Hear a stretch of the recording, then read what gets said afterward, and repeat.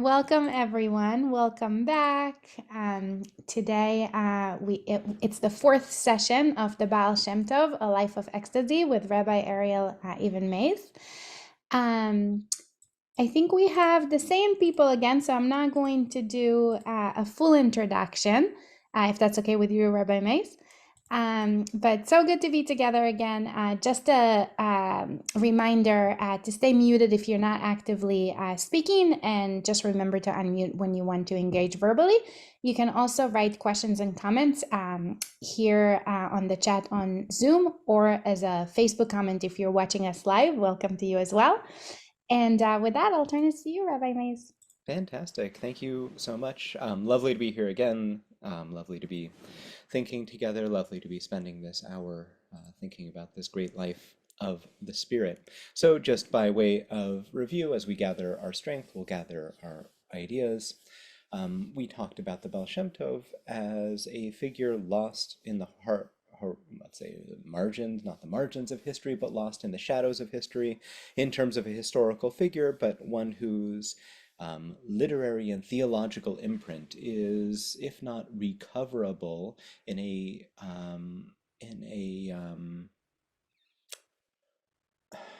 precise sense, whose literary and theological imprint can be felt and can be heard through the teachings that we have been exploring. So we looked at the Baal Shem Tov as someone for whom divine immanence is key, divine immanence is cardinal, that is to say, the experience of divine presence. Offline, I had a really interesting exchange, Jim, I hope it's okay if I invoke what you sent me, about the fact that presence can be beautiful, but presence can also be terrifying. Presence can be scary. Presence can be overwhelming. And this is something that the philosopher of religion, Rudolf Otto, described in his many works, the mysterium tremendum, or the power, the vitality of the divine that both draws one close and also repels. It is a power that is not going to leave you unscathed in the encounter. In fact, you're going to be scathed by that encounter. Maybe a good example of that would be Yaakov in the Hebrew Bible, who encounters the divine, who grasps the face of the divine, wrestles with the divine, sits in the house of the divine, and doesn't leave the same person. Just as when we depart from momentous occasions, we are not the same people. So presence, the encounter with God's presence, can be transformative in many respects, many of them beautiful, many of them complicated, and some of them fear-inspiring. And this is where the Kabbalists come in, and the Hasidic thinkers also are party to this, in describing yir'ah as an essential part of religious life. Yir'ah not as fear, as a kind of servile fear, but yir'ah as an overwhelming experience near the threshold of what human beings can handle, that is awe and fear all wrapped into one. And we talked about the possible genesis of the Baal Shem Tov's thinking on divine immanence in the forest. We also discussed the Baal Shem Tov's trip to Israel, his non-trip to Israel, his journey with Israel as its ultimate goal that was ultimately unfulfilled, and religious life as a journey, one that I think is born in the wake of that physical journey for the Baal Shem Tov. And last time we talked about the Baal Shem Tov as someone whose vision of religious life stretches to encompass the ordinary. So it doesn't just matter what you do in the Beit Midrash. It doesn't just matter what you do when you are engaged in a classical mitzvah, but rather it is how you approach the ordinary and the everyday and the mundane, and by doing the work that Martin Buber will describe as the work of making not dividing between the holy and the holy, but between the holy and the not yet holy, or the not yet sacred. That the work of Hasidism is one in which every element or all aspects of human life and living and being in the world can be transformed into a kind of religious encounter with the divine and with other people, but that requires kavanah, that requires intention. Okay. Questions, things that you wanted to Yeah. Um, uh, amazing rereading um, of the Kohelet. And I had a couple of questions. One is Chochmah, Mm-hmm. which he rereads as Kuachma, Yeah. which is very, he says thought is called infinite, Yeah. Ein Sof. Mm-hmm. I was surprised by that because I thought Chochmah, Ein Sof was not Chochmah, obviously, that Ein Sof is, um, a different Mm-hmm. idea than Chochmah. So why is he saying that thought is called infinite? So there are two things that are happening in that particular deployment of that of those words. Huh. One of them is very classically Kabbalistic. So on the one hand, Ein Sof, in like let's say capital Ein, capital Samech, Ein Sof is a technical term, which by the way, it's a an adjective, Ein Sof, Ein Lo Sof, God has no end, and then God becomes the Ein Sof. That's a particular interesting lexical shift that happens in the 13th century, kind of like how God becomes known as the place, Hamakom, then God becomes Ein Sof. And if you speak Yiddish, you know that there are lots of words for God, and one of them is um, there's a medieval word, kavayachol, which means as it were, as if. It's a way of hedging your bet when you talk about God's legs, and then you say kavayachol, God doesn't have legs, but as it were, God has legs. So in Yiddish, you can call God der kavayachol. You can call God the one who is described by as ifs. Ein Sof is the same thing. But on the other hand, Ein Sof becomes a description, so it remains a description of God's infinitude. So for the Kabbalists, Chokhmah is the first generative impulse that comes out of Ein Sof. Keter is almost like a luminous shadow, it's sort of like light and dark at the same time. And it can't really be named. It can almost be seen in its absence or through only through its movements. And in that sense, it is much like God, and it's this kind of hinge point in between the infinite and the finite. Remember, the Kabbalists are using this complicated vocabulary because they want to do two things. They want to affirm that God is perfect and endless, and at the same time, that God is in need of human action, impacted by humanity, creative, dynamic in the sense of having personalities, and fully coherent with the vision of the Hebrew Bible, and with rabbinic literature and with earlier Kabbalistic sources and mystical sources as well. So their way of doing so is by this matrix of the Sfirot.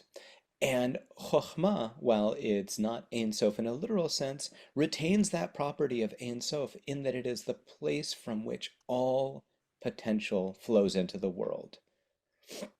In the human experience, it's the flash of insight of a human idea, of a sort of mind beginning at work before it even has language. It's the aha moment before the let me figure that out. It's the light bulb moment. And in that sense, it is, you might say, like a specific embodiment there of the infinite capacity of the mind to continue, to continuously work. Well, I guess like a hamster wheel is one image that comes to mind, or like a an alphabet soup of potential in which there are no words that have been formed, but everything can be formed out of it. Um, it's a kind of reservoir is the way that it's often described. A brecha, a kind of pool of infinite possibility. So what you see in the sort of Hasidic rereading of that is, on the one hand, are they using things that are recognizable in Kabbalistic language? The answer is yeah. Everything there makes sense from according to Kabbalah. On the other hand, are they using it in exactly the same ways as the Kabbalists? And I think the answer is no, not exactly. And there is, this is the second thing I wanted to say, there's a collapsing of categories. Kabbalah is so complicated, and that's one of the things that makes it exciting and fun and interesting, and especially Lurianic Kabbalah. You know, I kind of I guess flippantly in, I think, our first class talked about it, Lurianic texts like reading the New York City subway map, which I don't think is wrong, but maybe does a disservice to both of those things, in that it's a schematic of the divine, and it's also a schematic of the human psyche that's incredibly detailed and intricate. And in Kabbalah, that is a feature, not a bug. In Hasidism, that becomes something that almost feels like it is beginning to collapse under the weight of its own complexity. And so all of the unifications of this name and that name are essentially boiled down to one, which is the unification of the Blessed Holy One and Shekhinah, or Ein Sof slash Chochmah and Malchut. And that's something that I can at least begin to wrap my mind around, and I imagine that's true for others, which is a much more accessible way of thinking about things than thinking in terms of vastly intricate formulae. And so the slippage of the categories that you've put your finger on there, I think, is real. And for the Maggid in particular, the disciple of the Besht that then continues things, Ayin and Chokhmah become indistinguishable from one another. The Maggid's not that interested in Ein Sof, he's interested in Ayin, and you can kind of see this in this source. The notion of Ayin is key there. Ayin and Chokhmah become indistinguishable as the nothingness and the no thingness and the infiniteness and the fullness. It's both of those of all being. In pre-Kabbalistic language, or like on the cusp of Kabbalah, they call it the Malay, the fullness, which is a translation of the Greek pleroma. That's what you find in the Bahir. Okay, awesome. Great question. Other thoughts before we jump into the next set of sources? Things that we're grappling with, things that we're thinking about? No? Okay. Good. So now that I said all that about the fact that the Besht stretches the fabric of religious life, he makes it possible to worship God through a vast variety of different modalities of service, eating, drinking. Oh, and to go back to Jim's point also about the mysterium tremendum and the impact of like this encounter with God, the Besht actually says in several places it's too much to handle on a daily basis. It's too much for us. And part of what we have to do is to find ways of serving God where we have those moments of electrifying intimacy, and also those moments where I'm not far away, but I'm serving God with a way that is more anchored to real life, more anchored to the mundane. And that's where he talks about eating, drinking, worship through corporeality, what scholars call avodah begashmiut, which is a phrase that you don't find in Hasidut, but transforming the ordinary into the sacred and through modes of service. That's also something that the Baal Shem Tov says, and this is in one of the sources that I gave you last week, is available to us in the moments where it's too much to handle. And the way that that often shakes out in Hasidic exegesis on the Torah is in their discussions of Nadav and Avihu, the children of Aharon who get killed. And in the Hebrew Bible, there are two different versions of that are given. Actually, in the book of Leviticus, there are two different versions that are given. And one of them is the famous version about the Eish Zara, about the strange fire that they bring. The other version is they die because they get too close. And that's all it says. And it might be because they get too close at the wrong time or because they were drunk. And I think there are 12 different explanations that are given in rabbinic literature as to why they die, what they did wrong. And anytime you find 12 explanations in rabbinic literature, it's like when you use 12 words to translate a word, it means you have no idea what you're doing.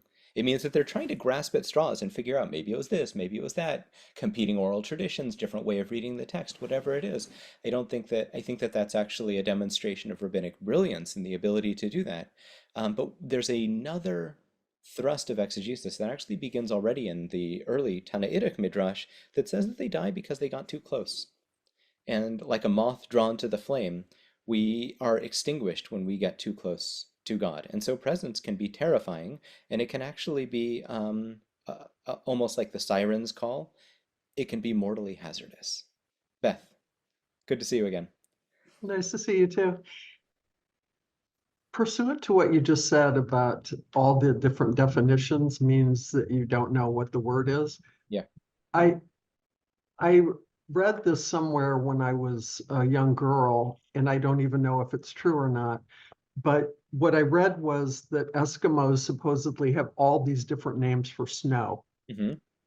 And it's not because they don't know what snow is, it's because they're finding all these different types. It's so elemental and so particular to them and their way of life that they need all these different descriptors. So perhaps our sages and commentators are walking a similar path. Gibberti.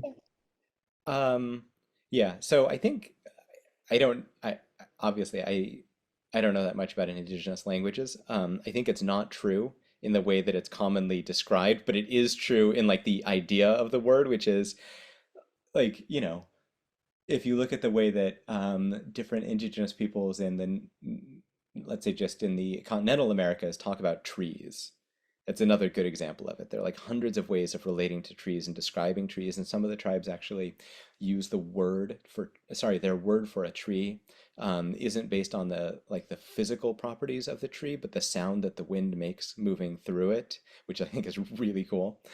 And so, if it's not true in the classical sense, it's true that when you have um, a various and variegated knowledge of something in a very deep and intimate way, you have more words for it. And there was a good review in the New Yorker a couple of years ago about it was a book about Abraham Lincoln, and it was a book about Abraham Lincoln's cultural context. Okay. And so Adam Gopnik, who's a great reviewer of books, talks about the fact that on one page he counted like 14 instances of the word culture. And what Adam Gopnik said in this review is not having enough words means not having enough categories. It means not having enough precise ways of thinking about it. And while I don't think that's what's happening with Nadav and Avihu, there I think it's like um, when Yaakov is embalmed, we don't find out that he dies, and there's this great rabbinic midrash that talks about how Yaakov never died. And like one of the students gets up and is like, "What?"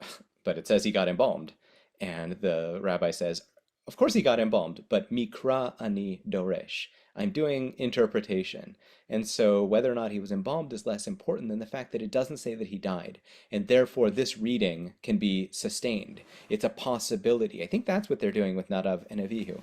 But I think this point about the multiple or many different words for a particular phenomenon is exactly what happens in Kabbalah when it comes to ways of talking about the divine.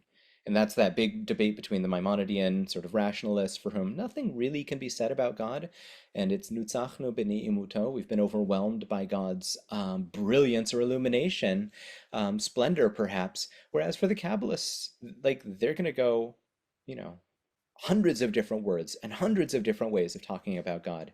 And in fact, that is you might say it's a part of the incredible fan of possibilities that Kabbalistic life has provided them. Yeah. Thanks, Beth. Great point. Okay, good. Um, shall we continue? Thank you. Good. Let's pull up the sources. Yes, exactly.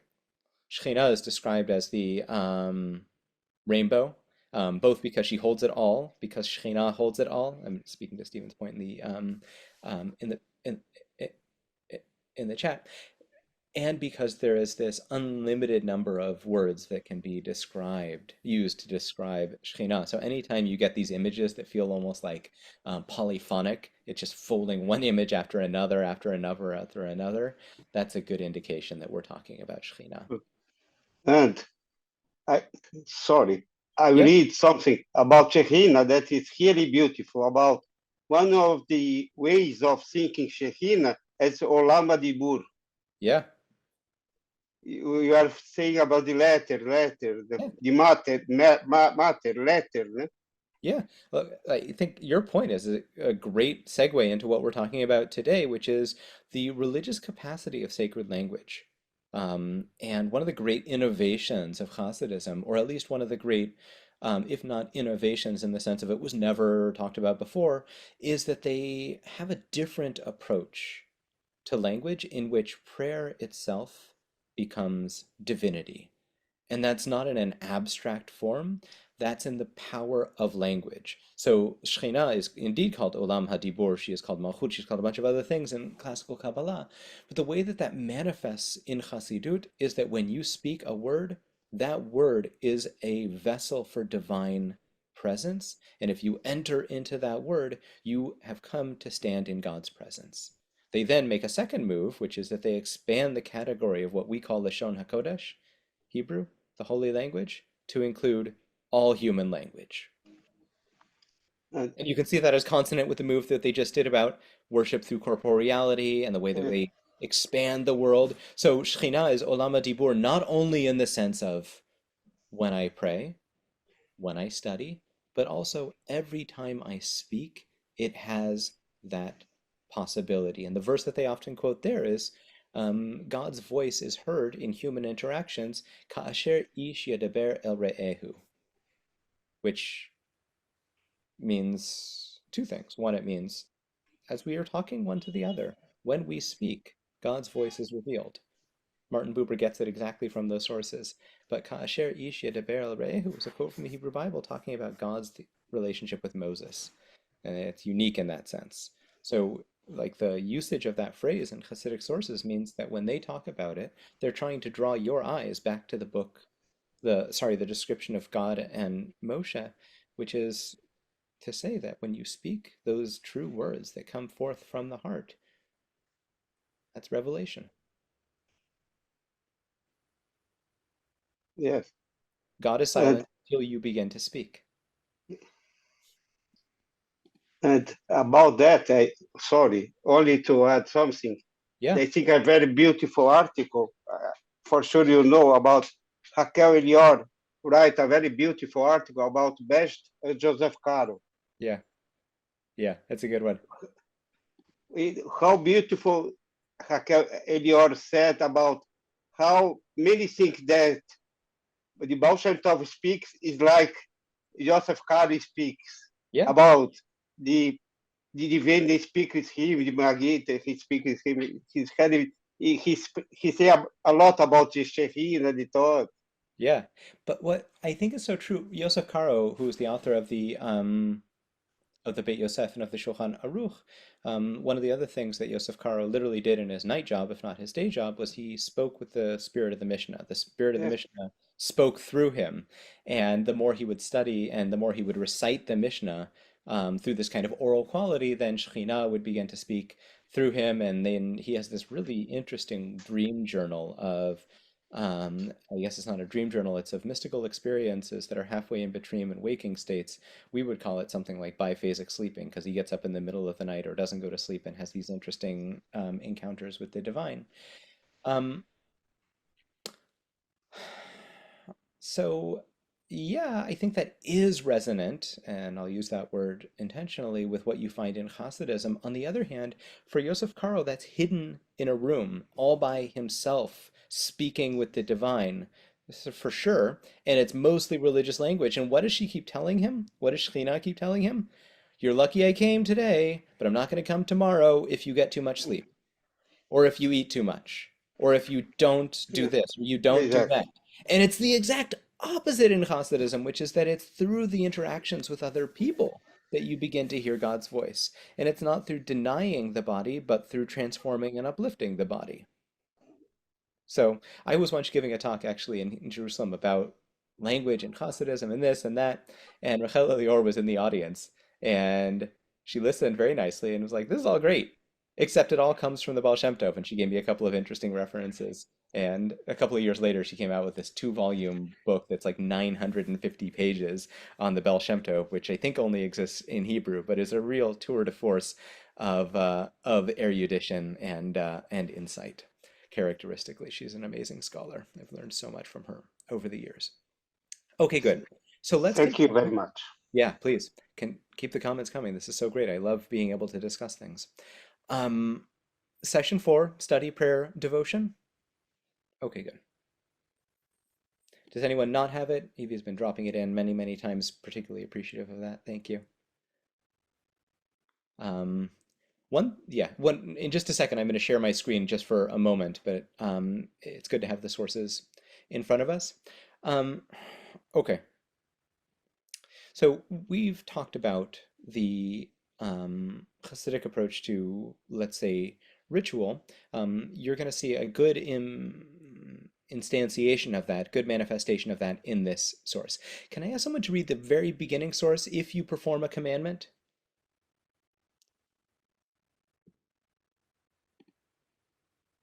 Tom, please.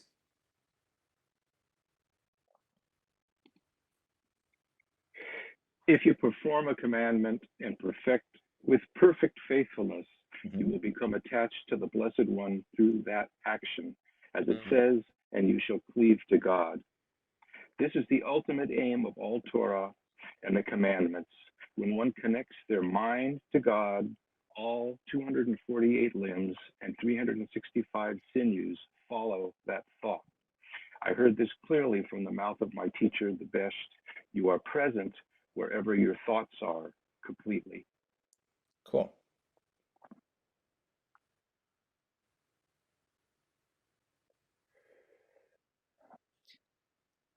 There's a really interesting passage in Maimonides' commentary on the Mishnah in Makot, on the Mishnah that God wished to bestow merit or confer merit upon the Jewish people, therefore he gave them a lot of commandments.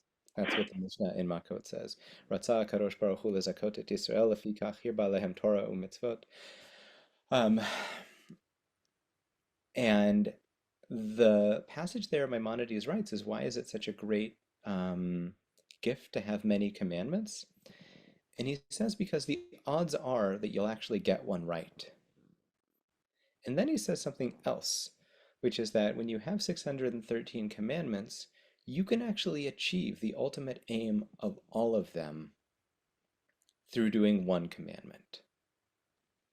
If the aim of the commandments is Olam Haba, if the aim of the commandments is the world to come, not in the sense of something that is far away, but an experience of that even in this world, that's something that can be actualized even through one commandment when performed with love and for no other ulterior motivations. You can achieve that in this world. Now, just because you can do it through one doesn't mean that you don't have to do all of the others.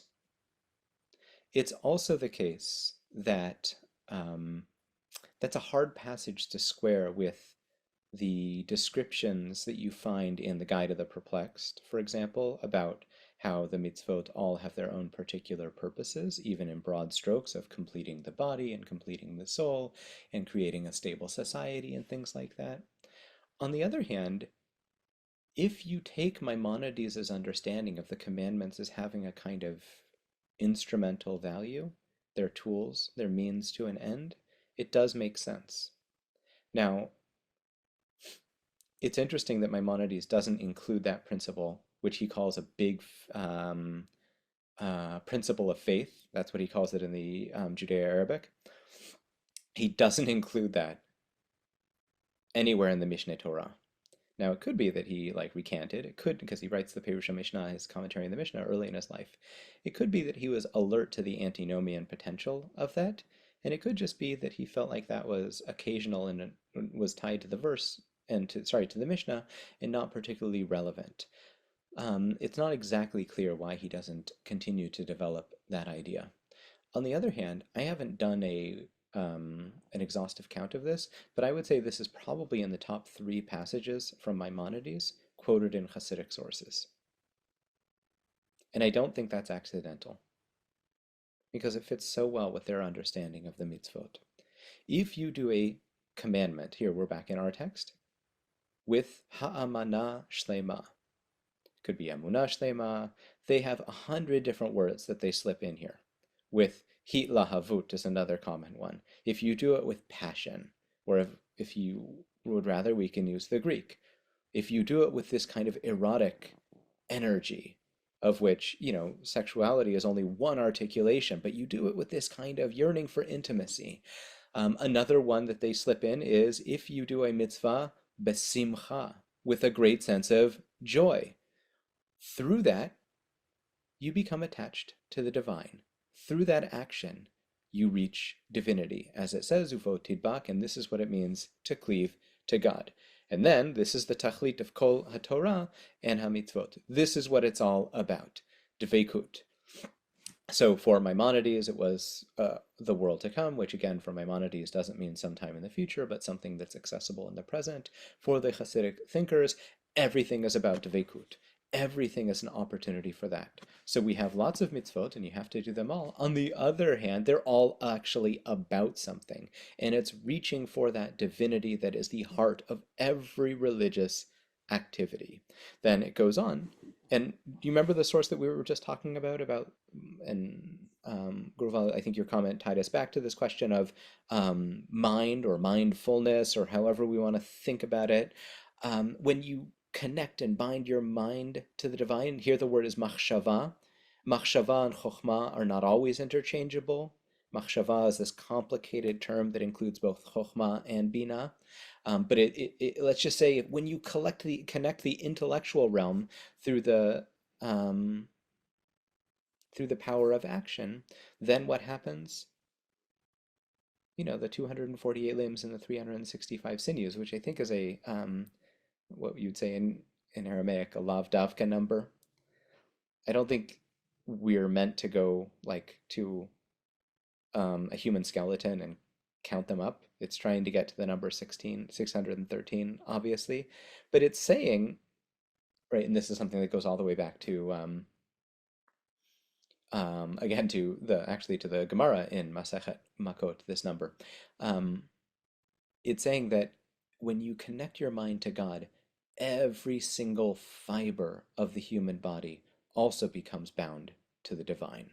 They follow, they're dragged after, they incline after the power of that thought. And then he quotes this passage from the Mezhbizh. And he quotes this a lot of times. B'makom shechoshev ha'adam sham hu kulo.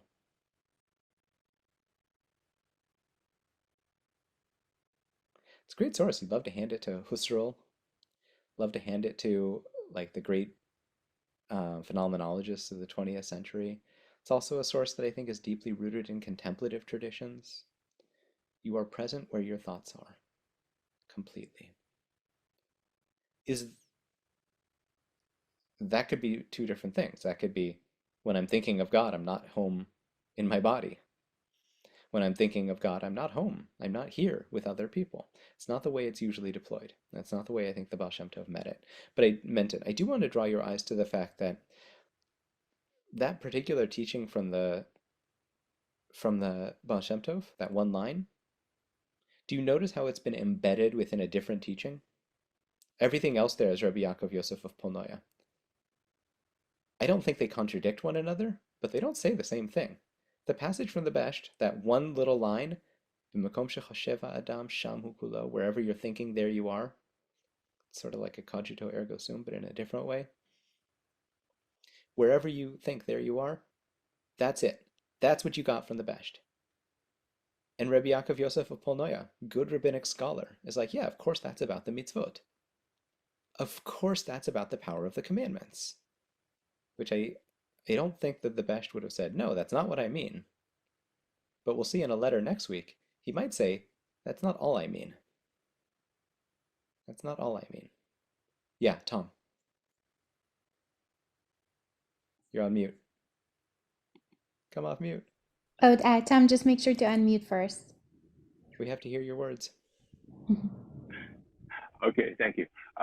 We started out today with such a focus on language, and this passage just astounded me with this mixture, kind of what I felt as a tension between mind and heart or body, and I was a little taken aback that the mind was so kind of supreme, that the body follows the mind. And I think of other contemplative traditions where embodiment and, yes, there's mindfulness is essential, but on the other hand, there's sort of letting all of the mind go. And then I think of the Hebrew phrase like sim lev, that to pay attention is located in the heart, not the mind. you place your heart somewhere. I felt a tension, and it was sort of a little contrary to me in ways to having the ordinary be all around you, accessible to the divine, or access points and gates and doors to the divine. That it became, I don't know, that the mind sort of makes me think of something being specialized and almost narrowed, or I don't know. That's my own tension with that. I think you're right to highlight that tension in that for Rabbi Yaakov Yosef of Polnoya, that tension never really goes away, which is why even late in his life, the Baal Shem Tov writes him a letter and is like, come on.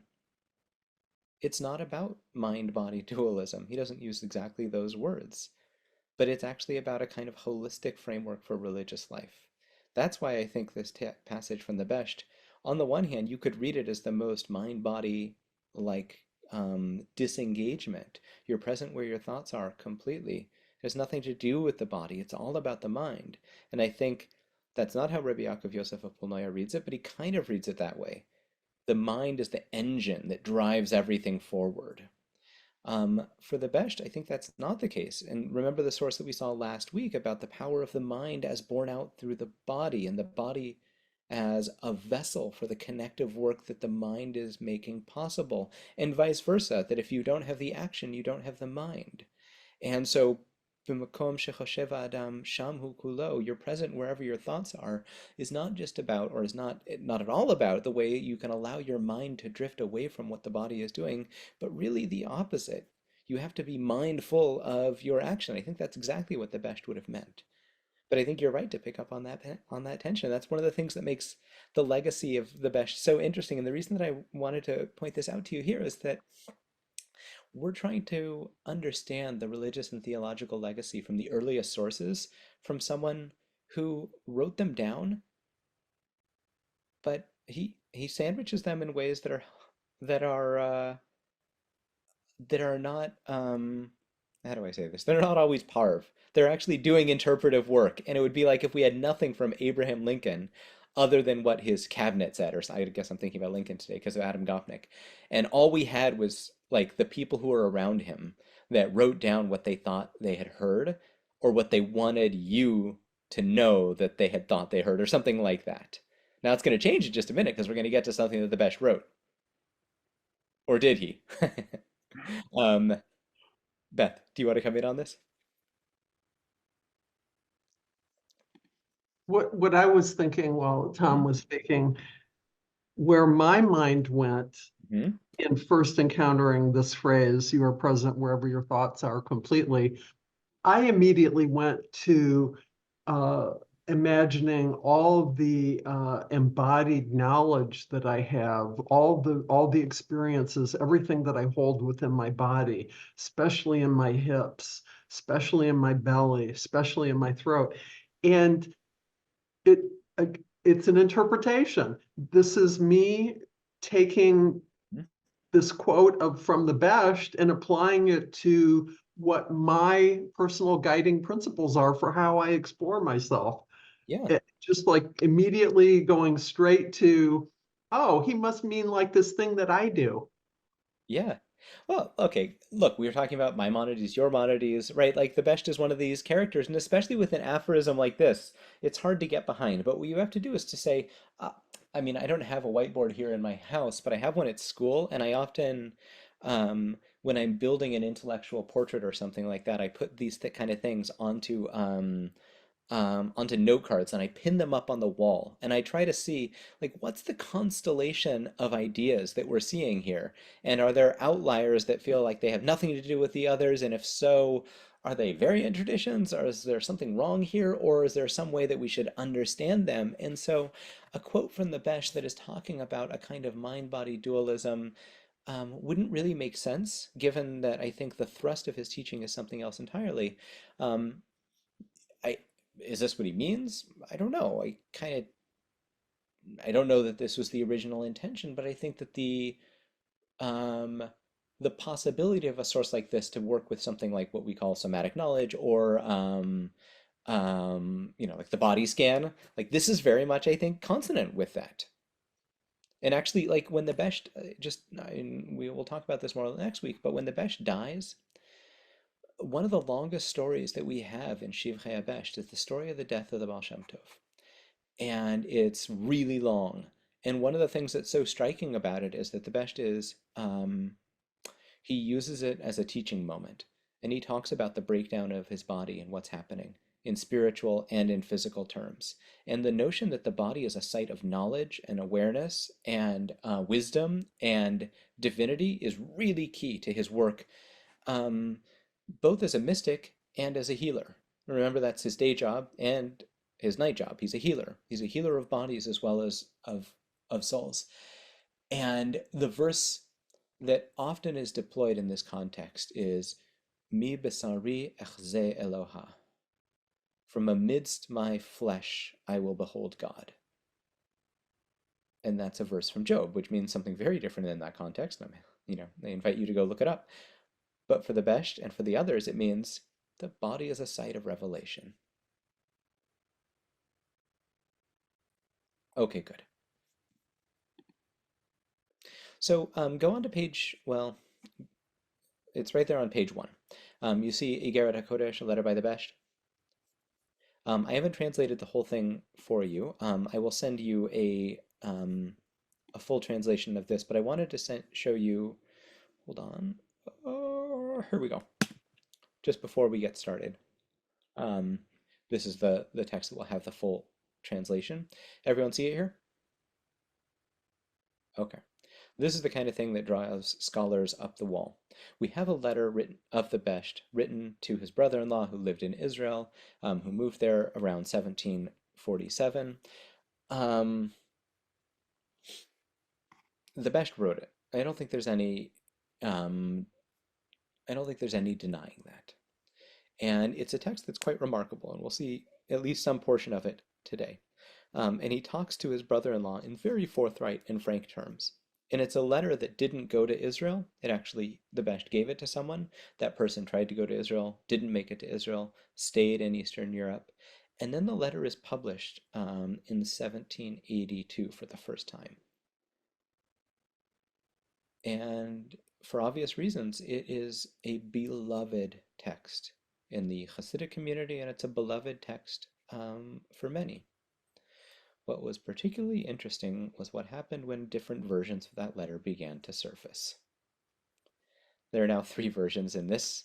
This is a work from the 2000s that is already quite old. There are more versions now. And the differences in between them, you can just see between the 3 columns. There's some versions, like the one on the left here, that have very little. And there's some that have quite a lot. And many of the versions contain the same things, and many of the versions are actually at odds with one another, and that's worth noting.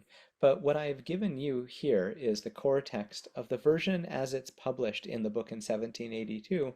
Is this the most authentic one? Probably not. It's a little bit of a composite text. On the other hand, this is the version that was known to the Hasidim. It was known in the Hasidic community, and it's kind of like doing a critical edition of the Babylonian Talmud, which we haven't done yet. Is that necessary to understand like 3rd, 4th, 5th, 6th century Judaism in Babylon? For sure. Is that how Jews across the ages read the Talmud? The answer is no, not really. And so the canonized version has a different kind of weight and gravitas. So what's in the letter? In the letter, in the introduction to the letter, which I didn't translate, but I will send you these translations, he talks about the fact that he had tried to send another letter that got lost in the mail, lost in the ether. Maybe it hit his spam box. We don't know. And he talks about lots of different things that he had said there in very illusory terms. And he said, I gave you all these great chidushim and sodot, all these great secrets and all these great mysteries, except they got lost. So I will tell you them now. Echtov lecha bekitzur gadol. It's a great phrase. I will write all of them out in abundant, what's the opposite of prolixity? Curseness.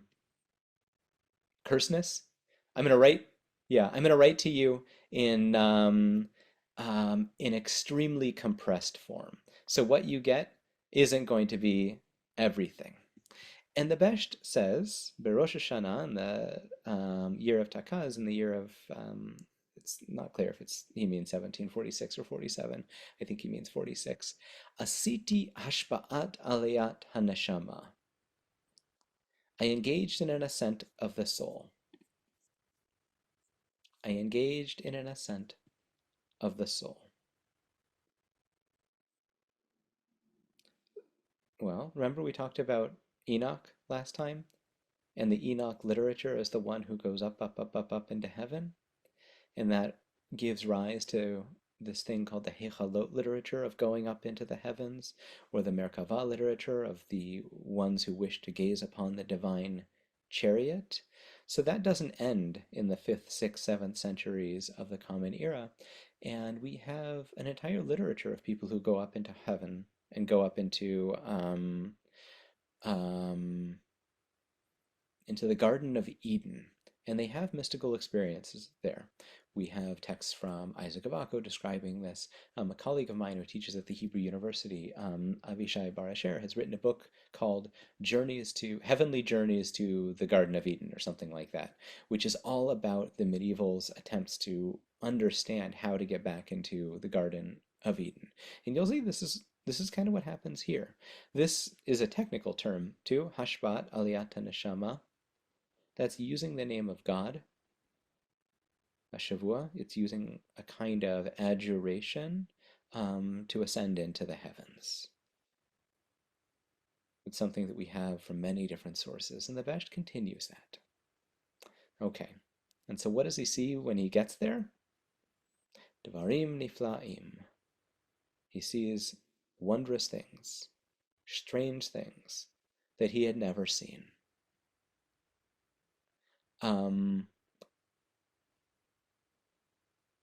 It's worth reading just a little bit here inside, so follow me on this source. I'll read it in English, and you can see it also in the Hebrew. I saw wondrous things in that vision that I had never seen since the day I had attained maturity.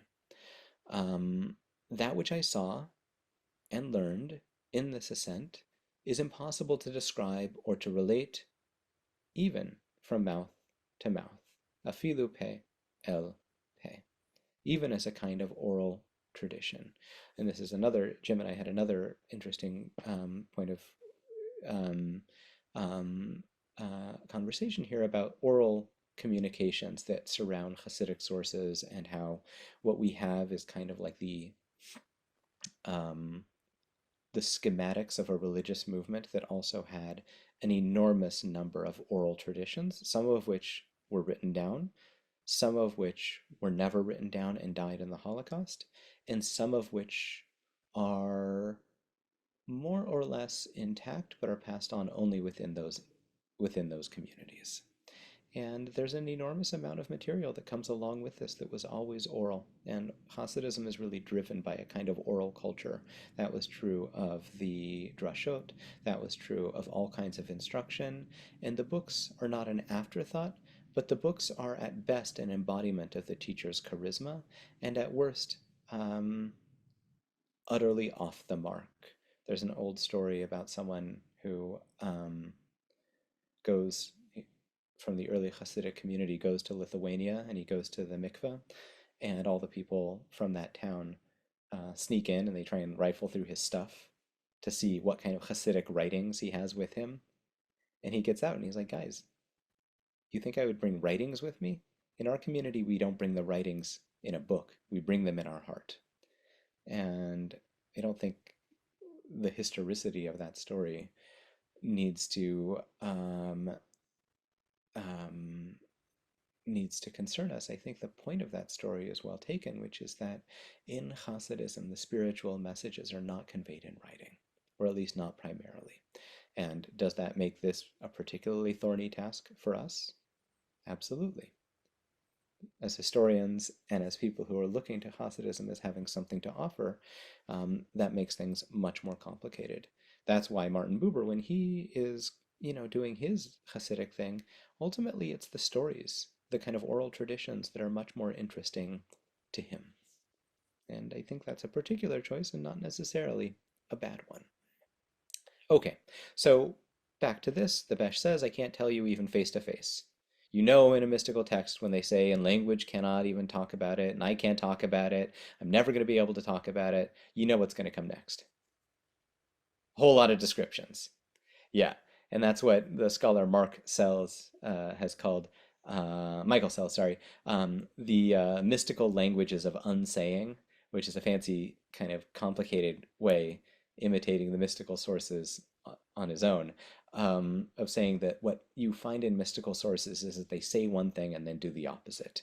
And that's one thing that kind of drives us up the wall, but also means that they're using language to overcome its own insufficiencies. And they're telling you, this is illusory, this is going to be poetic, this is going to be language that needs to be read with careful lenses, while at the same time, words are what we got. He then sees, the Besht, a world filled with souls, the Garden of Eden, living and dead, those he knows, he doesn't know. They're moving around, they're moving back and forth, ratzov veshov, that's the word that is used in the book of Ezekiel to describe the angels, and everyone there is overjoyed. I guess they're really happy to see the Besht. And they're overjoyed in such a way that he can't even convey this. And he doesn't know why they are so happy. And they say, we're happy to see you because you can help us. Because you can help us. This is almost like, who is it that goes into the netherworlds? Orpheus? I can never remember. I think so, right? So the Besht, instead of going into Hades, goes into the Garden of Eden, and he finds all these people, and he raises them up with him. And that's really one of the key activities that the Besht does. He raises people up, he transforms them, and he heals them. And this is I would say, a theological reflection on that work in the real world. And also a sense here, this is when Emanuel Etkes, the scholar of Hasidism that he talked about on the first day, when he talked about the Besht as a hero for all Israel, as someone who was not just concerned with his one particular Jewish community, I think he's correct. Etkes is correct. That the Besht has what we would call a kind of expansive national consciousness. It's also interesting that there's a very important story in which the shade of Shabtai Tzvi comes to the Baal Shem Tov and says, can you heal me? And the Baal Shem Tov says, well, I'll give it a shot. And it doesn't work. And the Baal Shem Tov perhaps also, but certainly Shabtai Tzvi falls down into the deepest rungs of hell afterwards. And I think what you get there is a kind of reflection on the Baal Shem Tov's relationship with Sabbateanism and the complexities of heresy and the dance in between illumination and heresy, etc., etc. That's a text from the 1814, 1815. But the reason that you can write that text is because the Besht already from the time here, from the 1780s, is known as someone for whom the raising up of fallen souls is a critical experience. Okay, he finds the devil, he finds Samael, he finds the Satan, and he grapples with questions of apostasy. And at that point, the Besht requests his teacher. I'm now here at the very bottom of page 2. Achia Hashiloni, we don't know who the Besht teacher was. You remember we talked about 2 sessions ago that the Besht teacher appears to him on the boat, and when everything is falling apart, we didn't know who that was. So you see the teacher again here. And he says, can you come with me? And the teacher says, yeah, okay, let's go. And then they go up, and they go up, and they go up, and they go up, and they go up. And he sees things, and I'm now here on the very bottom of page 2. Me'ayom heoti al amde lo aliti ba'aliyat gdola kamohu. From the day in which I reached my kind of spiritual maturity, I've never undertaken this great of a journey. Ve'aliti madrega achar madrega. I'm going from level to level ad shenichnasti leheichal HaMashiach, until I end up in the palace of the Messiah, into the chambers of the King. Shisham lomed Mashiach Torah im kol tanaim ve'tzadikim, v'gam im shiva haroim. And I reached the place where the Messiah is studying Torah with the Tanaim, with the Tzadikim, with all of the great sages of the Jewish tradition, with the 7 shepherds, the biblical patriarchs. And then the Besht sees that there's great rejoicing. And he doesn't know why. And he thinks maybe it's because I'm dead. And the answer is no. It's not his time. There's great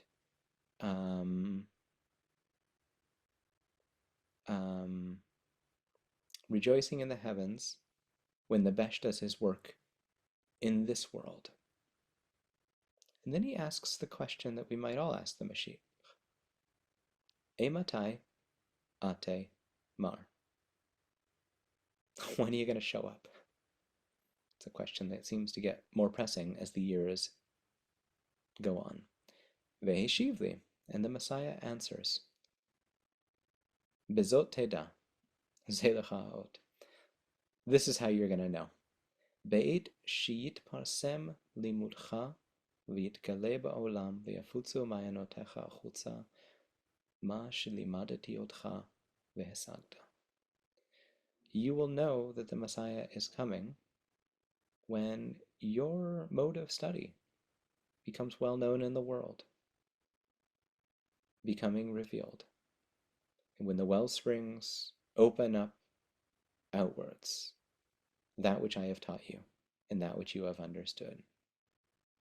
And ve'yochlu gam hema la'asot yichudim va'aliyot kemocha, when everyone has the spiritual possibilities that you do, to do these kinds of unifications and these ascents. Ve'az yihalu kol ha'klipot v'yeh et ratzon v'yeshua. And then all of the klipot will fall away, and it will be a time of salvation. Remember, we talked about Az Yitpardu Kol Po'alei Aven, this text that repeats itself over and over again, that the doers of iniquity shall vanish. It's the same kind of thing here. All of the klipot, all the things that are holding back us will be extinguished and will fall away. Now, this is not a source that I think speaks to the Besht's smallness of spirit or smallness of self-importance. On the other hand, it's a source that has a kind of democratizing thrust behind it. Is this a messianic source? Not exactly. I mean, he's talking to the Messiah, but it's not about going down for a kind of acute messianic moment. It's about what we might call a studied attempt at a kind of transvaluation, an attempt to rethink the power of religious life. When everyone can accomplish these things, then the Besht asks, so what are these things and how can I do it? And he doesn't tell Rabbi Yaakov Yosef of Polnoye, he doesn't tell Rabbi Gershom Kitover, his brother-in-law. He doesn't tell him what he learned. And he says, I can't tell you. And then he says, okay, but I asked, can I at least share something? And then, and this is what he says. It's there at actually the bottom of page 3. Whenever you pray and whenever you study, have the intention of unifying a divine name in every word, with every utterance of your lips. For there are worlds, souls, and divinity in every letter. These ascend to become united one with the other, and the letters are combined in order to form a word, so that there is a complete unification of the divine. Allow your soul to be embraced by them at each of the above stages. The worlds become united and ascend with immeasurable joy, and the greatest delight is experienced. So he then describes this as the delight of a bride and a bridegroom on their wedding day. On the one hand, this is kind of technical, and on the other hand, what is the Besht saying? The messianic impulse is one not driven forward by a kind of Sabbatean nationalism. It's not driven forward by Kabbalistic unifications in their classical sense. It's not driven forward by politics. It's not driven forward by a kind of elitism. It's not driven forward by the perfect performance of Jewish law. The engine of transformation here is a reorientation toward language. Whenever you pray, whenever you study, and then later sources expand that. Whenever you speak, realize that what are words? Words are like an ark, A-R-K, for holding divinity.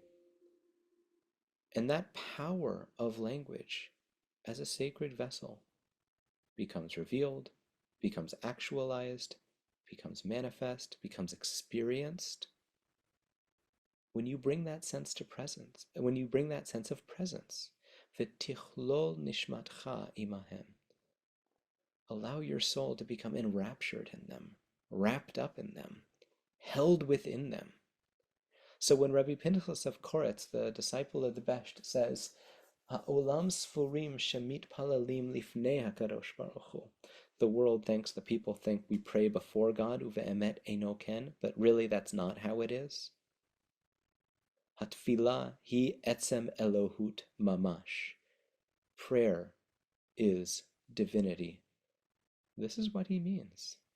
And if you look down to the source below the letter from the Besht, and there's lots of other good stuff there, you get the teaching from the Degel Machane Ephraim. It's there on page 5, going into page 6, about the ark, and this is why I use that phrase. The Besht here gives a teaching, it's recorded in the words of his grandson, which is that Teva, in Rabbinic Hebrew, means an ark, as in Noah's ark, but it also means a word. Tzoar ta'aseh leteva, make an opening for the ark, is understood in the words of the Besht. Crack open the language of prayer. Crack open the power of language because it can hold you. And on the one hand, the flooding consciousness of the ordinary, or the flooding consciousness that seeks to derail us from our tefillot, or derail us from speaking with presence, are real and powerful forces. But the Besht is saying, if you can find that kind of grounding in the words that you are speaking, then language, human and divine, because of course those are firmly intertwined with one another, can be a vessel that can hold you. And Soar there is both an opening, but it's also illumination, Tzahoraim, the afternoon. Tzohar means something that is brilliant. And if you approach language with a sense of reverence and passion and presence, then the word becomes illuminated.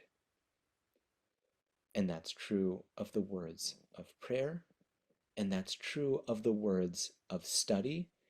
You'll see this also in one of the sources below about what happens when you learn Torah. Learning Torah is also entering into that sacred quality of language. But it's also the case that rather than restricting this simply to those different religious activities, what you see in Hasidism is a further awareness that the soulfulness of language, that the divinity of language, that the power of language is something that unites mind and body, because it's not just something that happens in the mind, but also happens in the resonance of the chest and the human body itself through the throat, etc. If you take that seriously, perhaps it begins in prayer, and perhaps it begins in Torah study, but it then infuses every word that one speaks, such that one's every utterance can become a vessel for illumination in the world. Okay, good. Yeah, see, let's give you the... So I'm getting from this sort of both Shaviti Hashem, Negdi, Yeah. Tamid, and Kavanah in everything you say and do. And it's that nexus between the two that where this Devikut takes place. Exactly. Jim, yes. Yeah, I hate to say this in some ways, but what you just said reminded me what in the beginning was the Word, Mhm. and the Word was with God, and the Word was God. Yeah. And that there's this, I mean, it's this idea of the divinity of the Word, Yeah. which a couple of thousand years ago, I mean, yeah, Where do you think John got it? John doesn't yeah, get right it now, from nowhere. John gets it from like there's this ancient tradition that you find in Judaism and in Christianity and Gnosticism where you have this kind of reverential power for the word. And by the way, greatest retelling of John that I've ever seen is the introduction to the Yiddish version of Elie Wiesel's What Becomes Night, which begins with an invocation of John, but it's also about God's silence. Rachel Elior is the author of the two-volume book on the Besht. Yeah, Beth and then Elio. Yeah. This practice of sort of a full-bodied invocation of the prayers, it makes me think of two things. One, the yogic idea of opening the throat chakra. Totally. And the second thing it makes me think of is the very best congregational singing that I have been involved with. And it's as if we are all angels. And even if we're not singing Kadosh, Kadosh, Kadosh, it's as if we were. And it's, I find that singing the prayers has a way of helping this happen. Yeah. Dibarti. Shamanti. At some point, when I make the Google Drive and I make it available, I'll put my source sheet on language and singing and the power of song up there too. Elio, and then hopefully Brian will have time. Yeah. Rabbi, thank you very much. I was so touched with all your words. Really, I'm very touched. Thank you very much.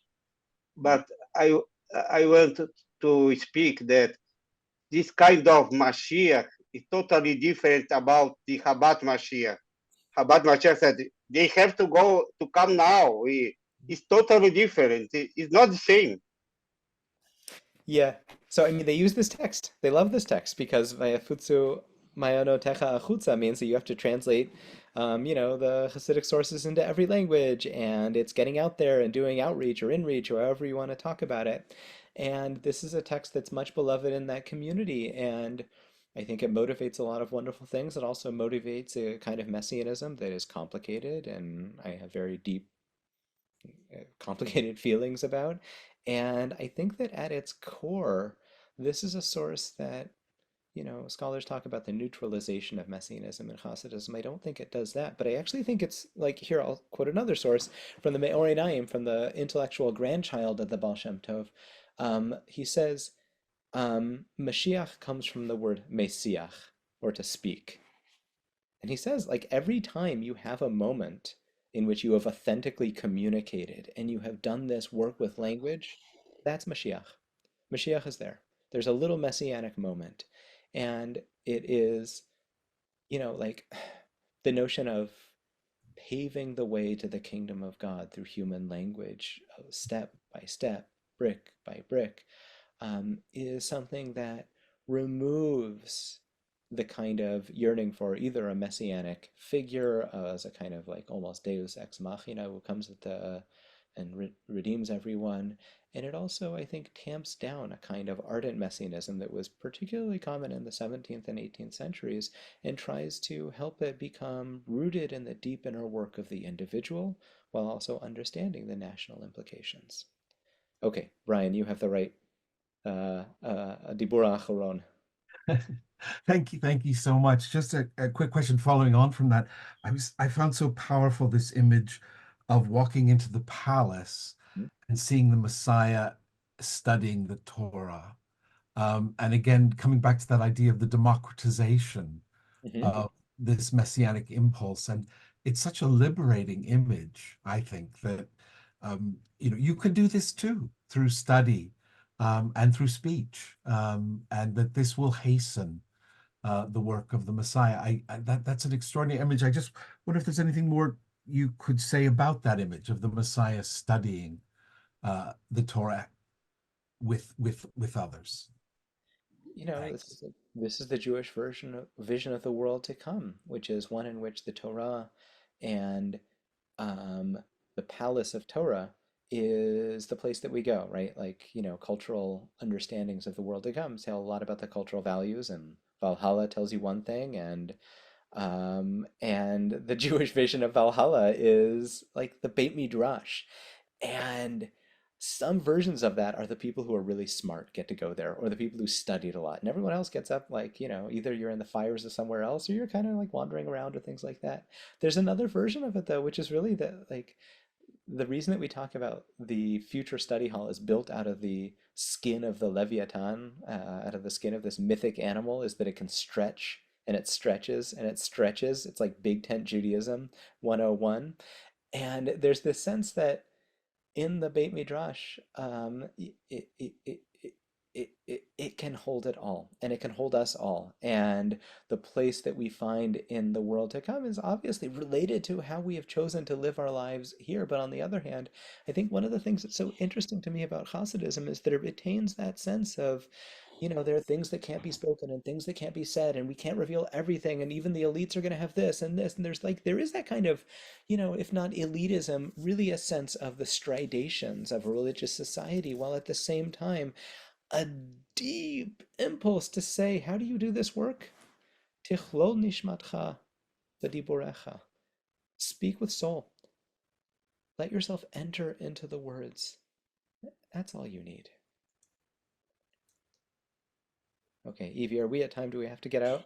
Okay. Yes, we have another Send me an class. email, or we'll talk about it. One quick question. Could you repeat the Pinhat Safkoret's quote that you mentioned?